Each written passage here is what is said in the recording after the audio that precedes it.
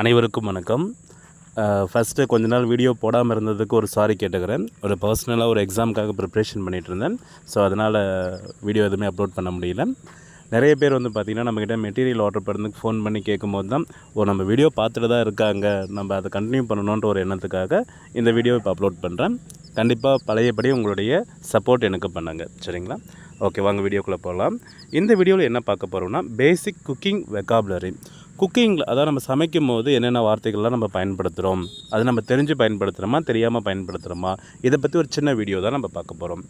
First இன்க்ரீடியன்ட்ஸ்னால் என்ன அர்த்தம்னா, இப்போ நம்ம ஏதாவது ஒரு சாம்பார் வைக்கிறோம் இல்லையா, ஒரு பிரியாணி பண்ணுறோம். அப்படி பிரியாணி பண்ணுறதுக்கு தேவையான பொருட்கள் அப்படின்னு நம்ம சொல்லுவோம் இல்லைங்களா. ஸோ அதுக்கு வந்து பார்த்திங்கன்னா இன்க்ரீடியன்ட்ஸ் அப்படின்னு நம்ம சொல்லுவோம்.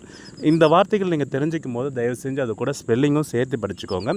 ஏன்னா இது வந்து மற்ற இடத்துக்கு நமக்கு அதிகமாகவே பயன்படும், சரிங்களா. ஸோ இன்க்ரீடியன்ட்ஸ் அப்படின்னா என்னென்னா பொருட்கள், தேவையான பொருட்கள்.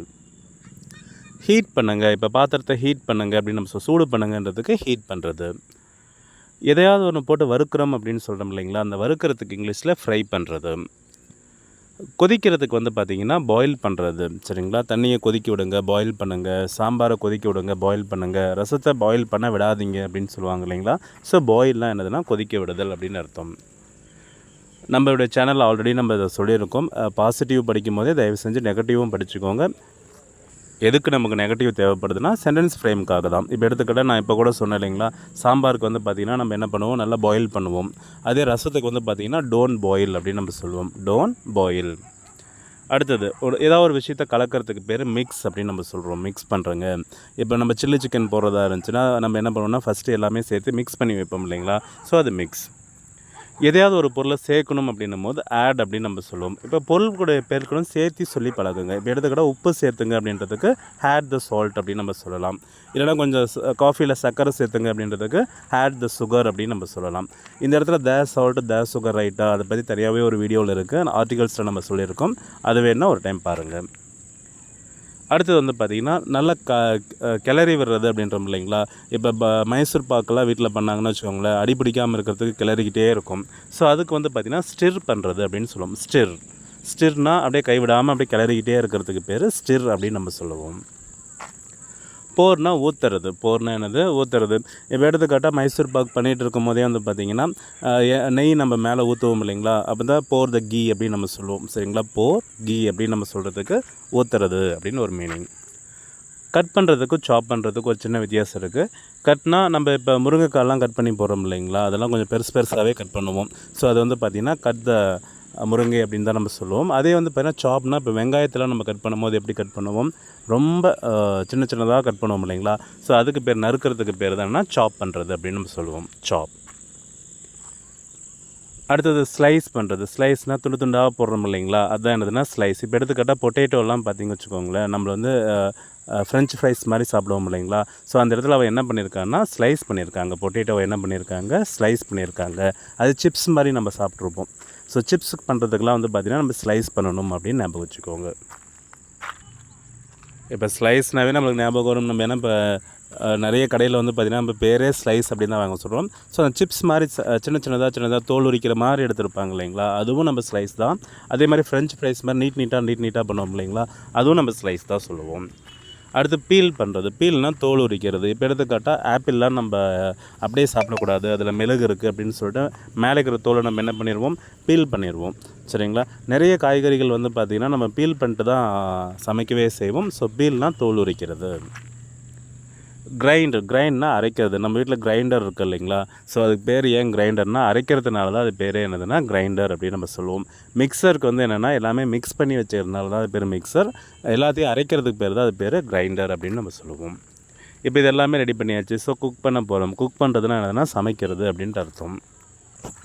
குக் பண்ணியாச்சு. குக் பண்ண பிறகு என்ன பண்ண போகிறோம், சர்வ் பண்ண போகிறோம். சர்வ் பண்ணுறதுனா பரிமாற போகிறோம்.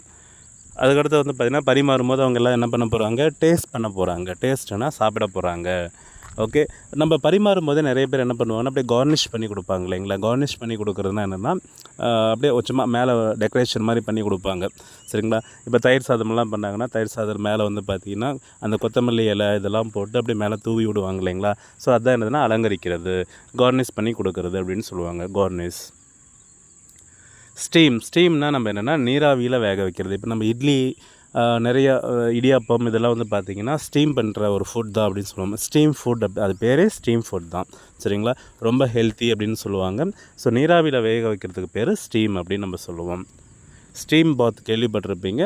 ஸ்டீம் ஃபுட்டும் நமக்கு இருக்குது.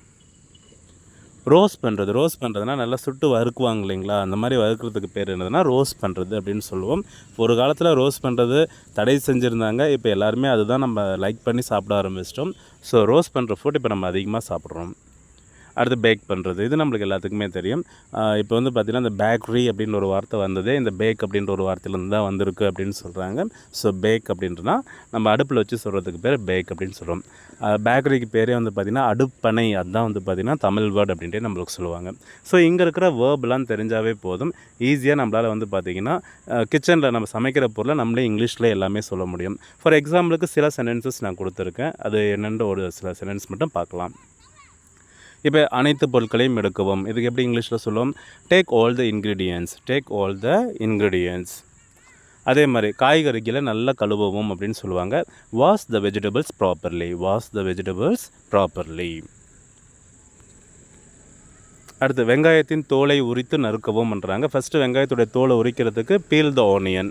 அதே பீல் த ஆனியன் பண்ணிவிட்டு அப்புறமா அதை என்ன பண்ண போகிறோம்? சாப் த ஆனியன் பண்ண போகிறோம். பீல் த ஆனியன் அண்ட் சாப் தி ஆனியன்.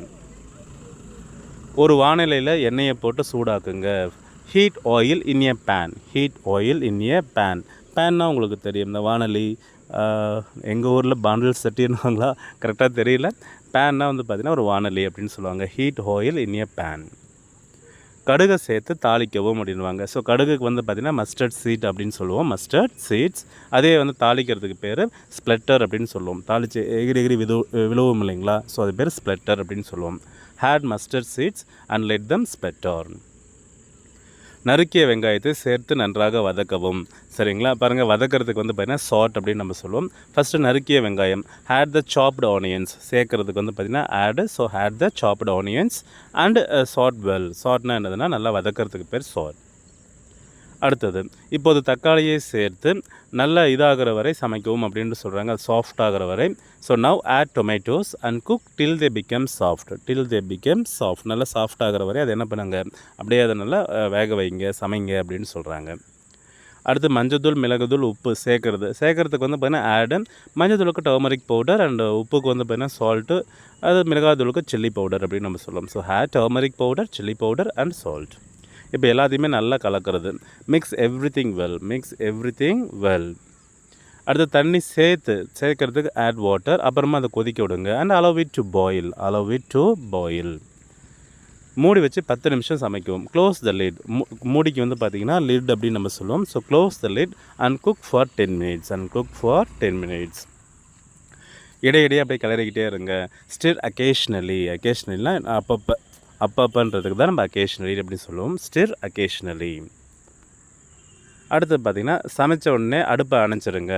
ஒன்ஸ் குக்குடு, சமைச்சு முடித்த உடனே டர்ன் ஆஃப் த ஸ்டவ்.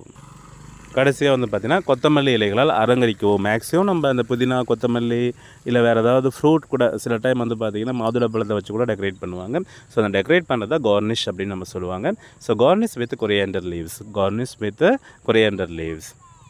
சூடாக சாதம் அல்லது சப்பாத்தியுடன் பரிமாறவும் சொல்லுவாங்க. Serve hot. எதோட? With rice or chapati. நான் எக்ஸாம்பிளுக்கு இந்த சென்டென்சஸ்லாம் எடுத்திருக்கேன்.